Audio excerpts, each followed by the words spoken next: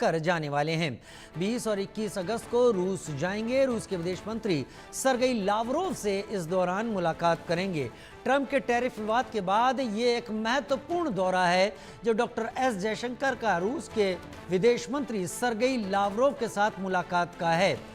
NSA Doval के जाने के बाद ये दूसरा हाई लेवल दौरा भारत की तरफ से रूस का होने जा रहा है। ट्रंप टैरिफ विवाद के बीच ये एक महत्वपूर्ण दौरा है भारत रूस के बीच। आदित्य वधावन मेरे साथ जुड़ गए हैं ज्यादा जानकारी के साथ। आदित्य, क्या उम्मीद है 20-21 अगस्त को यह दौरा, 15 अगस्त को अलास्का में ट्रंप और पुतिन की मीटिंग, कितने मायने इसके?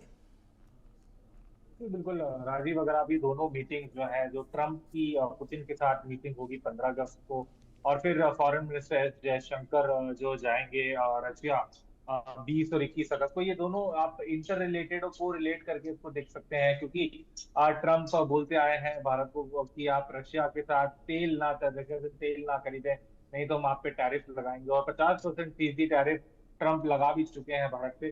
तो कहीं ना कहीं ट्रंप खुद चाह रहे हैं कि रशिया के साथ यूक्रेन का जो युद्ध है उसको रोकें और रशिया के साथ संबंध बढ़ाएं, लेकिन साथ ही में वो भारत को ये रोकना चाह रहे हैं। तो ये एक ट्रंप की जो, जब से वो दूसरी बार जो है अमेरिका के राष्ट्रपति बने हैं, वो कहीं ना कहीं इस तरह की इनकंसिस्टेंसीज स्टेटमेंट देते आए हैं।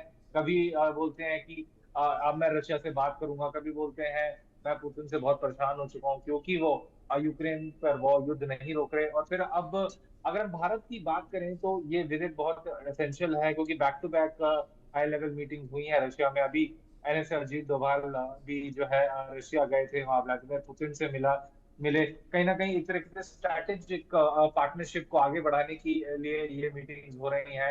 रशिया, पहले हम अपने दर्शकों को बता दें कि रशिया जो है भारत का बहुत बड़ा जो है स्ट्रैटेजिक पार्टनर रहा है, चाहे वो डिफेंस एक्सपोर्टर भी रहा है भारत का। और भारत जो है तेल कम कीमतों पे रशिया से खरीदता आया है, तो कहीं ना कहीं रशिया एक बहुत इंपॉर्टेंट पार्टनर है भारत का।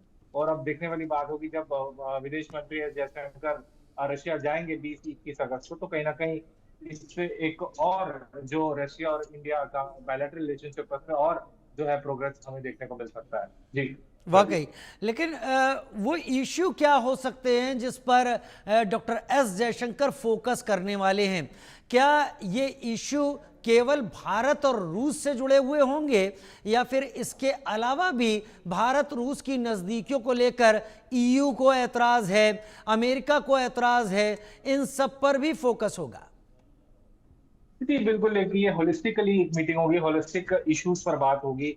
चाहे क्या, जैसे भारत, चीन और रशिया जो है ब्रिक्स में तीन अहम कंट्रीज हैं ब्रिक्स की, तो कहीं ना कहीं ये बातचीत जरूर होगी कि ब्रिक्स कैसे भारत और रूस जो है ब्रिक्स में एक लीडिंग रोल प्ले कर सके, क्योंकि दोनों ही बड़ी इकोनॉमी है। और अगर हम जियोपॉलिटिकल टेंशंस की बात करें, किस तरीके से इस जियोपॉलिटिकल टेंशंस में अपने रिलेशन को स्मूथली आगे बढ़ाए, क्योंकि काफी हम देख रहे हैं जब से ट्रंप ने तेल ना खरीदने की भारत को धमकी दिया, उसके बाद से काफी मीटिंग बैकडोर चैनल के थ्रू भी हो रही है रशियन साइड के साथ। तो अब देखने वाली बात रहेगी कि क्या किस तरीके से, अगर हम मान जब विदेश मंत्री एस जयशंकर जब रशिया जाएंगे 20-21 अगस्त को, तो डिफेंस टेक्नोलॉजिकल कोऑपरेशन पे काफी बातचीत रहेगी और अन्य तमाम इंपॉर्टेंट जो इश्यूज हैं उन पे बातचीत बहुत रहेगी। शुक्रिया आदित्य वधावन हमारे साथ जुड़ने के लिए आपका। उधर महाराष्ट्र के चंद्रपुर से बड़ी खबर सामने आ रही है, जहां आदिवासी